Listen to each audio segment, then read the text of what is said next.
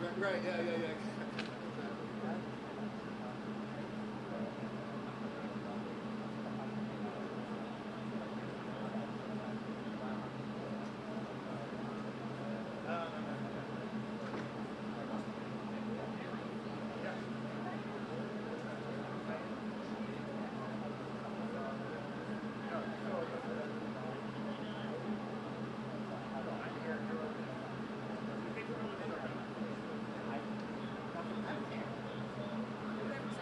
Yeah, sure.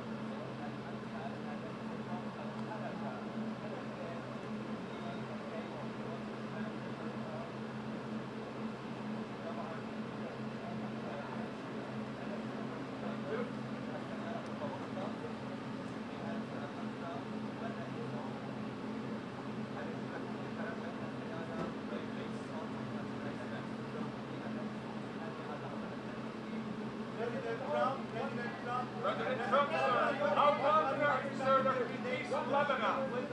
How confident are you that in Lebanon? Yes.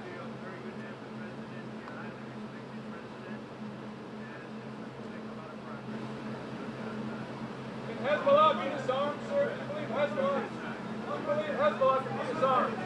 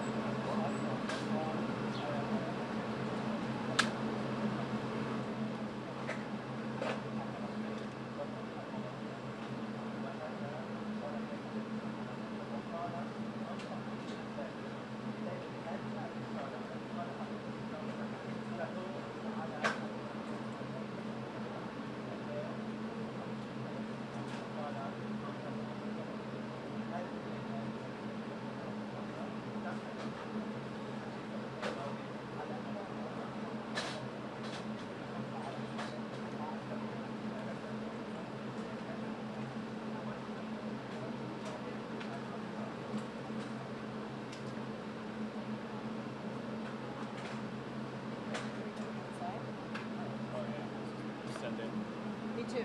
Yeah.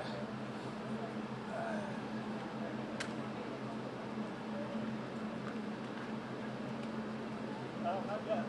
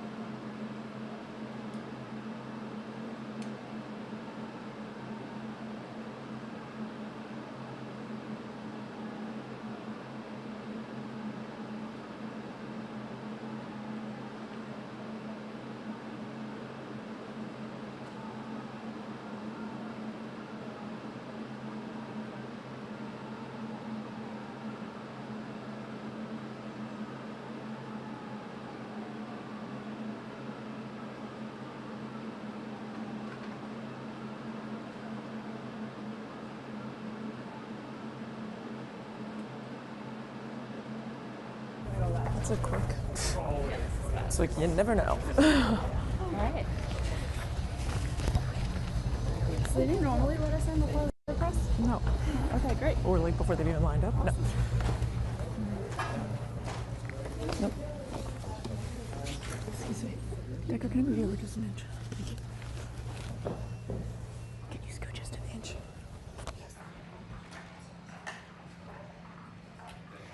Thank you very much. It's a great pleasure to be with the President of Lebanon. He's highly respected in his country and actually long beyond his country.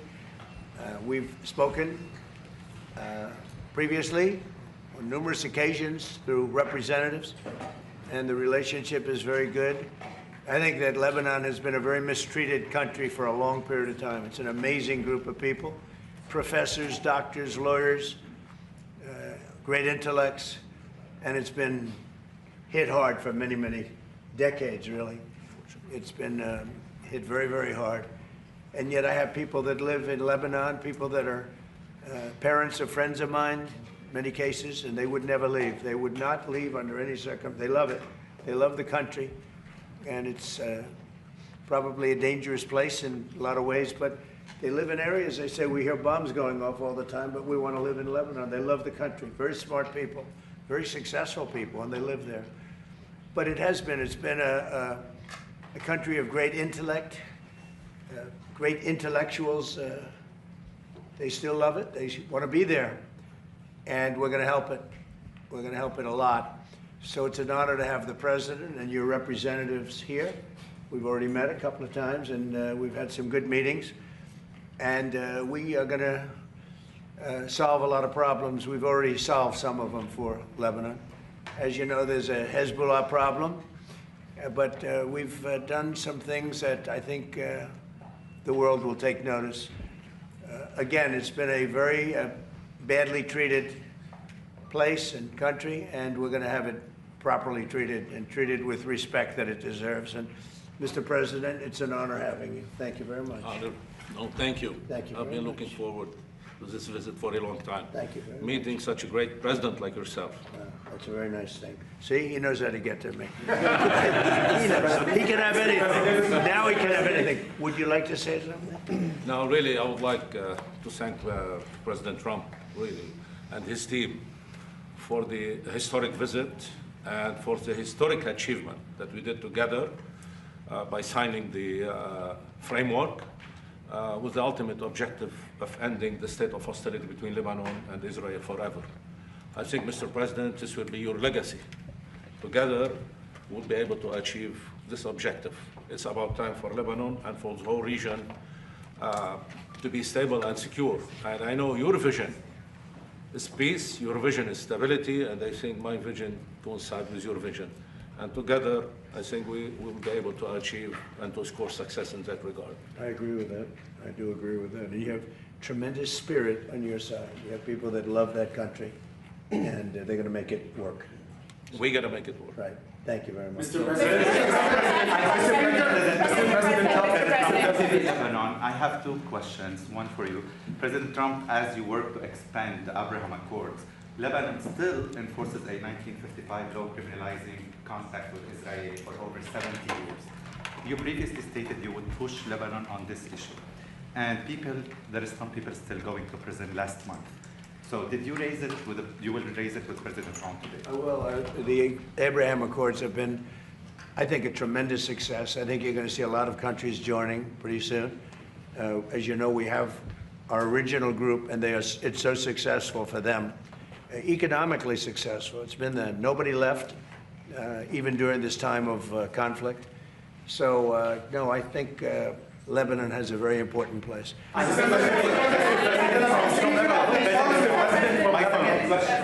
What is your level of concern of a blockade of the Red Sea by the Houthi rebels, opening up another front in the war? See what happens. So far, it hasn't happened. It might happen. But we take care of things. If something like that happens, we take care of it. You know, we've done that with the Houthis before, and we haven't heard from them in a while since we did what we did originally. That was about 45 days of very powerful action we took against the Houthis. And we've had no problem with the Houthis. They've had no problem with us for a long period of time, including during this conflict. I think that if there is something like that, we'll just have to take care of business. The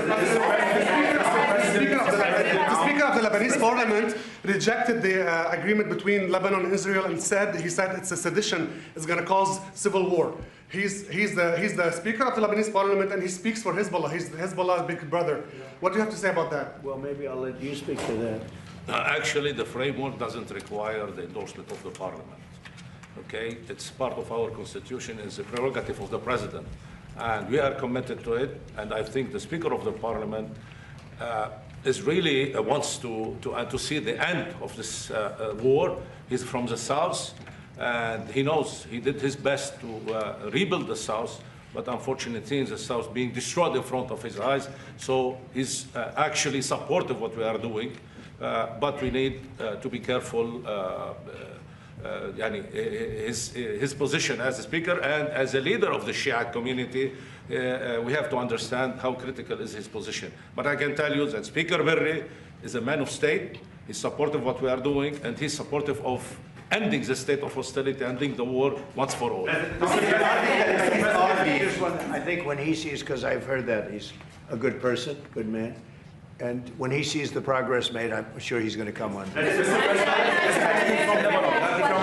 From NCI TV from Lebanon. I have two questions, please. When will the Israeli army fully withdraw from Lebanon? Is there a clear timeline for that? And last question, please. Last week you met with the Iraqi Prime Minister and discussed him or described him as handsome and saying he could become one of the best leaders in the Middle East. How do you describe Which one are we talking about? the Iraqi Prime Minister? Yes. How do you describe President Joseph Well, I'd Aoun? say he's handsome also, and I think he could become one of the most important leaders in the Middle East, actually, if we do this, because they've been trying to do this for decades, right? Decades and decades. So if I made that statement about somebody else, I would put him in the same category. When the Israeli army withdraw from Lebanon, is there a clear timeline for They're in that? the process of doing that. They're in the process of redeploying to other sections. And again, they get along very well. That was a great agreement they signed with Lebanon, and they're redeploying. Mr. President. The Lebanese army needs help, and the United States said that it's very important for the Lebanese army to take over the villages that Hezbollah withdrew from. How are you going to help him, and how the CENTCOM is going to be Speaking involved about that today. to ensure Yeah. that they will be in the We'll south be speaking as well? about that today with your president, and we have some very concrete plans already in store for that, with others going in and helping. But they're also becoming much more self-sufficient. And we will be speaking about that. That's one of the subjects we're going to be talking about. Thank you, Mr. President. My question is, sorry, the Lebanese army said today that Israeli forces opened fire in proximity to the Lebanese trying to deploy in one of these pilot zones. This is day 2 of the pilot zones. Are you prepared to take any steps, additional steps to put pressure on Israel to withdraw, which I believe President Aoun is planning to ask you? Well, I'll look. I just heard about that before this conference just happened, and we'll be looking at that. Yeah. Mr. President, there are no signs that Iran is ready to stop fighting. So what is the plan? Is the plan to just keep bombing until they give up? There are no signs. Why, do you know something that I don't know? Well, they continue to attack our allies and You kill don't know Americans. what the dialogue is behind the scenes, that they want to meet desperately to try and end it because they're getting decimated. You don't get that when you listen to your fake station, but you don't know. You don't know anything. So talks are you know still something that I possible, don't know? Do you know something I don't know? Well, tell us. I will tell you, they want to desperately meet, and until they're ready to meet in a meaningful way, we have no interest in even. Mr. President, are you planning on putting any pressure or consequences on China for what you announced about them meddling in the 2020 election? Well, we're going to talk to them about it. It took place a long time ago. I think China's maybe a little bit different today than it was then. But look, they do things and we do things to them. I'll be honest. We do things to them too. It's not a one-way street. But we'll be talking to them. Yeah. Mr. President, it's something that doesn't get talked about a lot, but the Border Patrol recorded 14 consecutive months, no releases at the southern border. This is something you talked a lot about on the campaign trail, that you couldn't run on the job that you did on the southern border. Do you feel similarly at this point in time with midterms, considering how well of a job you've done? What is the lesson to be learned about Border Patrol? Well, thank you for that question. The fact is, and maybe it pertains a little bit with respect to you and borders and everything else, we had a border that was totally out of control. I probably won the election, at least partially, on the border, would you say? And the border now, we literally in 14 months, I think it came out this morning, actually, it was just announced, and in 14 months we had nobody coming through, zero people. I have to understand, millions came through, and we had 0 people come in illegally into our country. And that's made by people that happen to be Democrats, largely Democrats, the people that do those stats. And I'm sure they don't like saying it, but we really had virtually nobody coming in, and they actually say nobody, not even virtually. So it's amazing what's happened there, and very people talk about that anymore. You know, they don't like talking about that. They don't like talking about Venezuela, where we lost no people. I'll be going to Dover for something that I feel is it's a great honor for me to do it. These are people that want it, and they feel like I do, that Iran cannot have a nuclear weapon. Very simple. It's a very simple dictum. They cannot have a nuclear weapon, and they won't have. They're not going to. They have no chance of having a nuclear weapon. And as far as Iran is concerned, I'll let Pete maybe say a couple of words, but we are doing very well. We are degrading them at levels that nobody thought was possible. They're being degraded really so seriously. They did slip something through in Jordan, and if we had other operators, you know, would not happened, unfortunately. But because we have the best equipment in the world, you know, we've stopped almost everything. But when you let other people do your job, with the United States, we let other people do the job, and sometimes it doesn't work out so well. But we're going to be going and paying our respects at Dover. Pete, would you like to say just how we're doing, generally speaking? Well, it'll be an honor as well to join you at Dover to recognize these incredible Americans who committed to the cause just like you are. Something no president's been willing to do. 47 years, they build up a conventional capability like the North Koreans did. Remember, that's how North Korea made their way to a bomb. So much weaponry that no one was willing to stand up to them.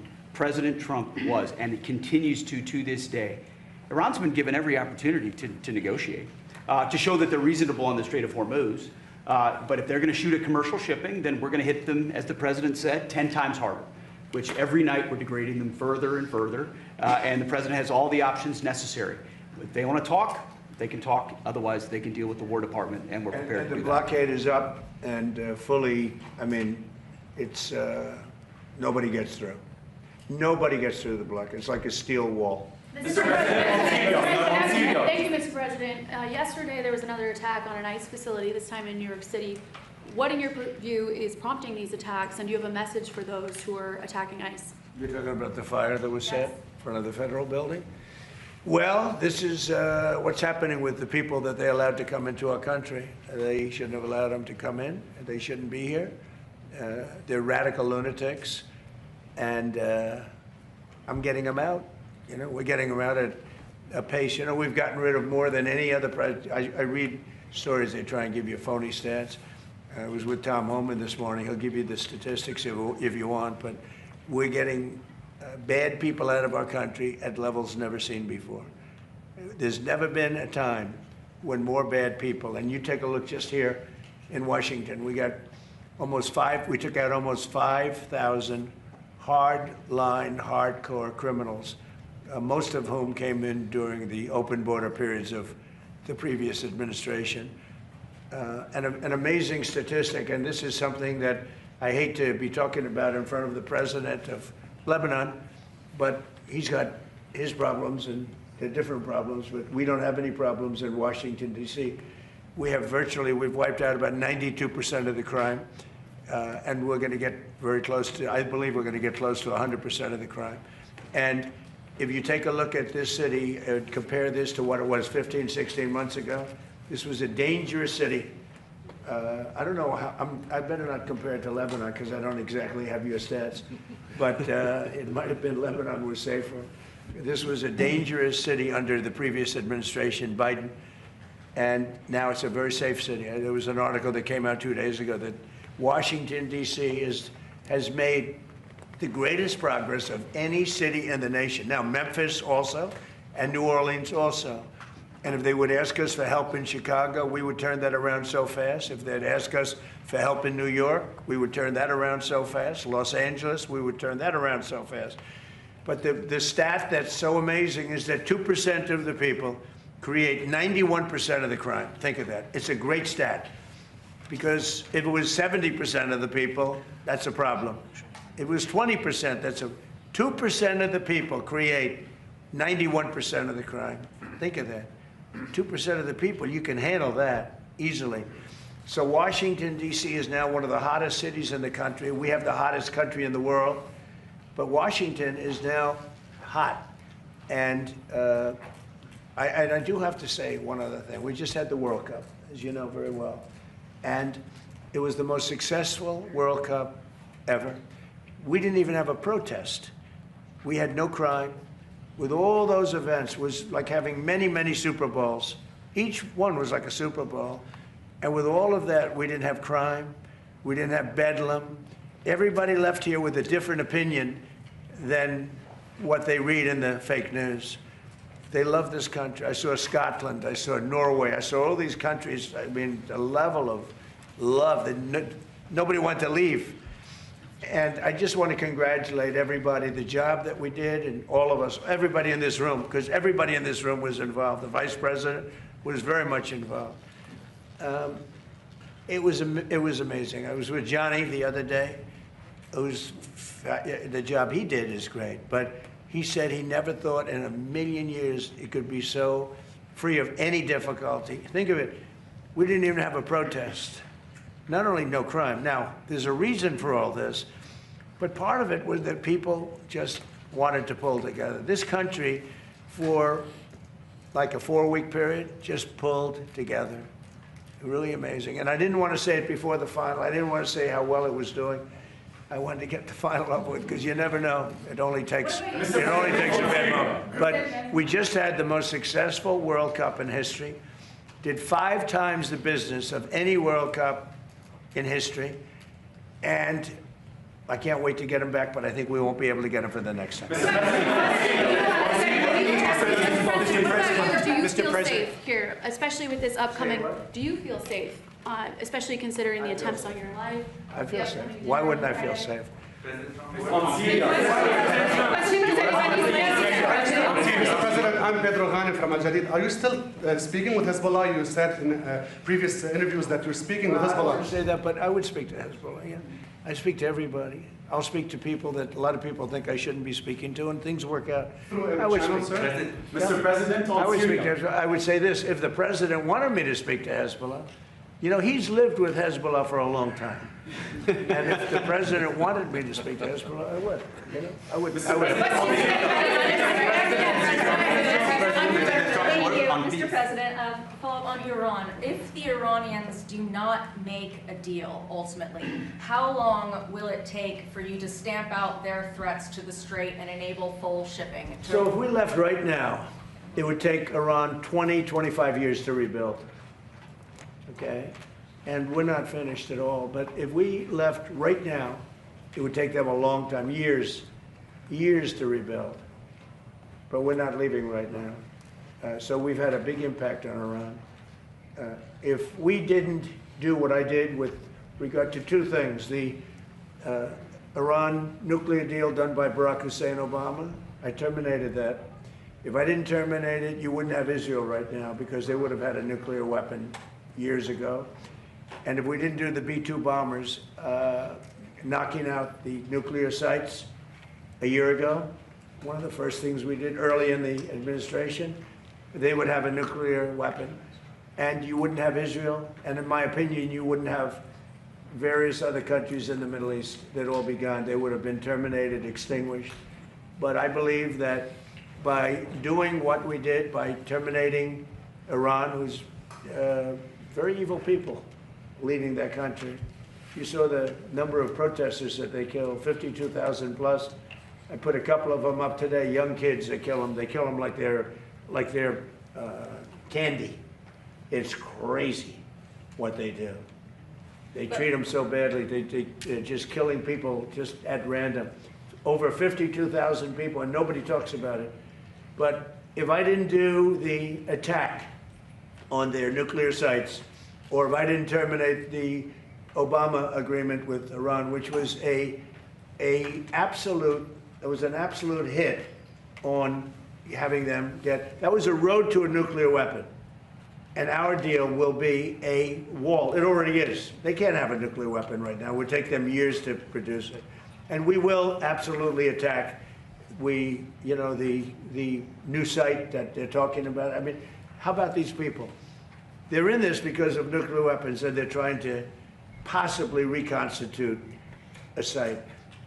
We'll hit that site. Any site where they're even thinking about nuclear, we'll be hitting it very, very powerfully. Now, nobody knows, except the Iranians, the damage that we've done to them. We have done damage that will take them 20, 25 years to recover from. So if we left tomorrow, we had a big success, but we're not leaving tomorrow.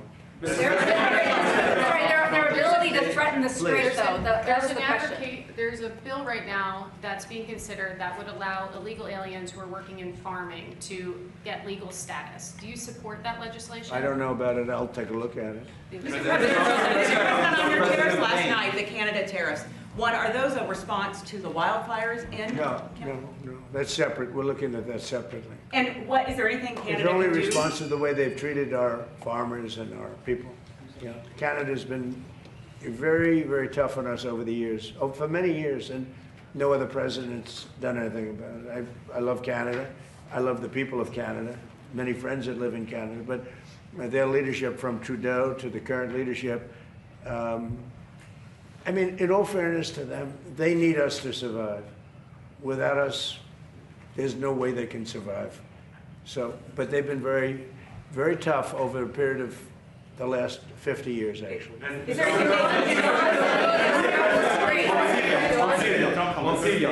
Tony Murad, LBC ITV from Lebanon. Do you still support Syria entering Lebanon to disarm Hezbollah?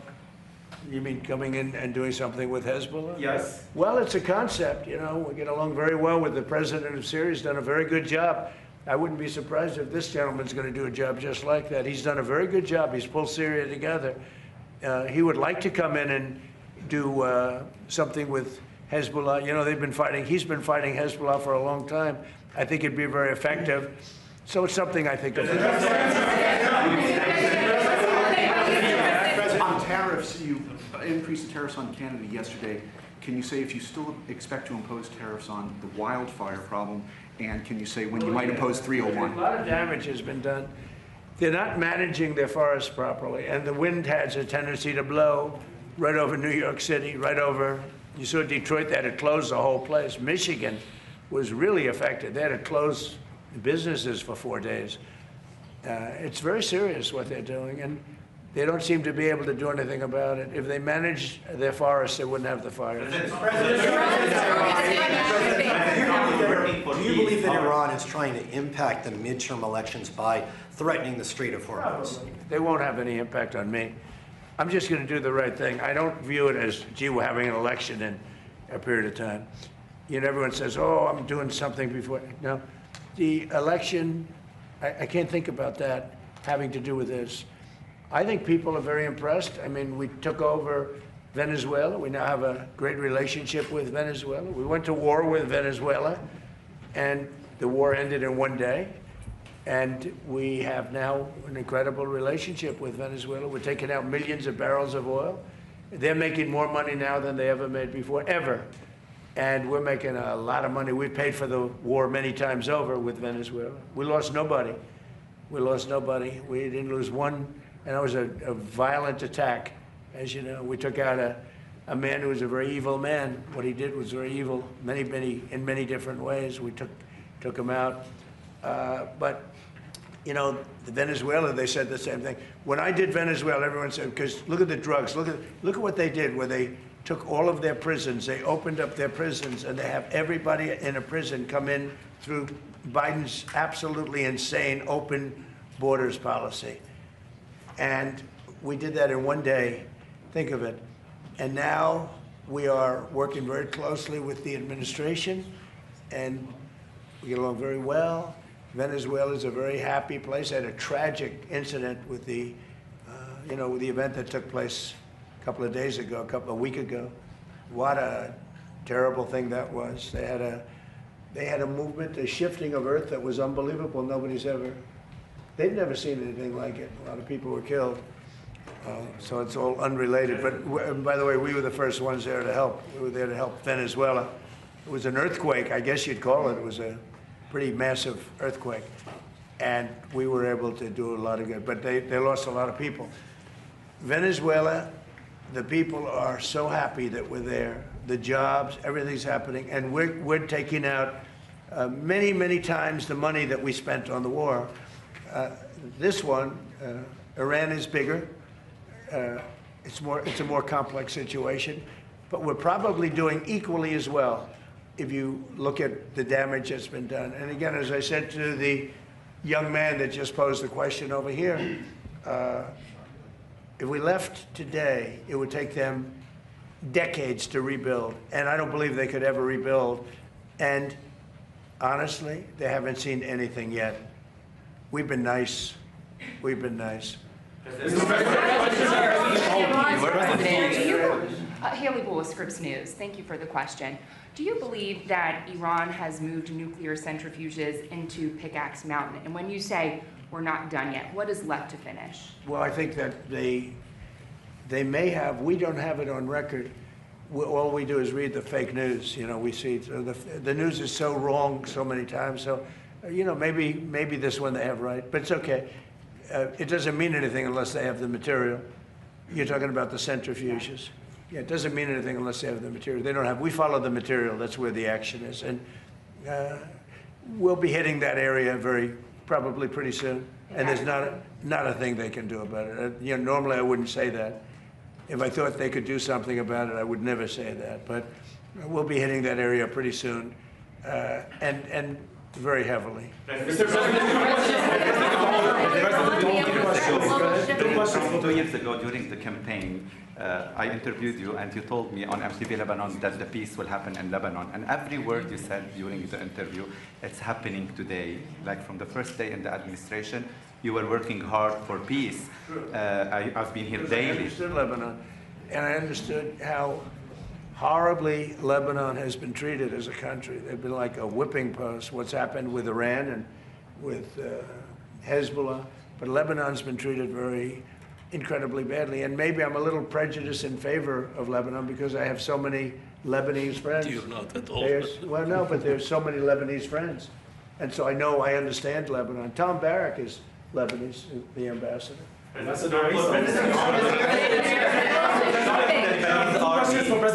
the Lebanese army, President Aoun, does the Lebanese army currently have the funding, equipment, and manpower necessary to implement the agreement? Or you are asking today President Trump for additional U.S. assistance today to do the job? Definitely, with the support of President Trump, and we spoke on the phone, and I told him I need two things from you: political support and supporting of the LAF, which is the LAF is the most trusted institution in the country, and it has the most powerful weapon, which is the trust of the public. And like any armed forces in the world, the Lebanese armed forces is the backbone of security and stability. We need to support the LAF. The LAF maintain the country safe and stable. Without the LAF, everything will collapse. We don't want that. I think President Trump doesn't want that. In 1975, the first institution to collapse was the LAF. And as a result, we saw the emergence of many local militias, and the south was empty, allowing the Palestinians to roam the south and launch attack against Israel. We don't want to see that back again. All we're asking is keep supporting the LAF, and they know that the LAF is doing a great job, performing its duty to the fullest. I fully trust the LAF. I fully trust the leadership of the LAF. And they did a great step forward with the recent signing with Israel. That was a big step. Are you going to allow direct flight from America to Lebanon again? I'm Pedro from... I can see that happening, absolutely.